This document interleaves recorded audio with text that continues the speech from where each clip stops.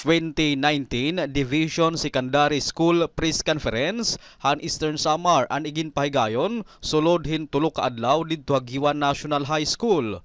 Ginpartisiparan ini hin 40 ka mga liburan han secondary school sulod han sinirangan Samar nga kundiin por lo menos nakada hasobra usa ka libo hin mga estudyante nga sakop han campus journalism.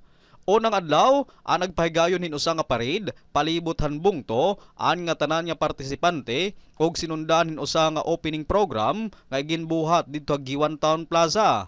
Tinambungan ini han mga district supervisors, school principals ug mga school advisors han campus journalism han magkalain-laing nga distrito han edukasyon han Eastern Samar.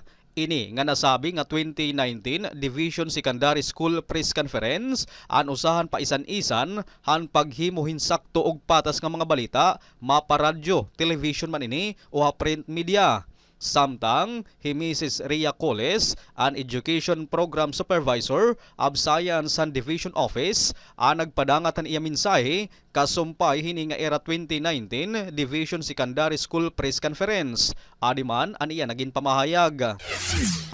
Through this activity, you are empowered to go after your dream that begins on the division level, then regional level, and culminates in a national level.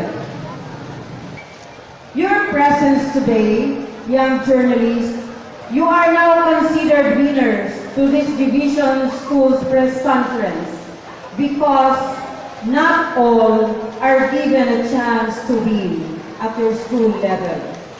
Sana lang your knowledge and skills will match with your good character.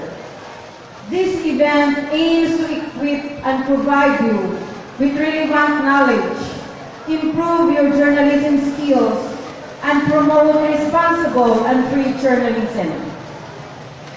It also seeks to enhance the journalistic competence through healthy and friendly competition and choose the best campus journalists who will participate in the Regional Schools Press Conference. And according to Oplinaria, you are here to enjoy and to win. Your presence now is a proof that you are winners in your respective rights. An naging pamahayag ni Mrs. Rhea Coles, an Education Program Supervisor of Science and Division Office.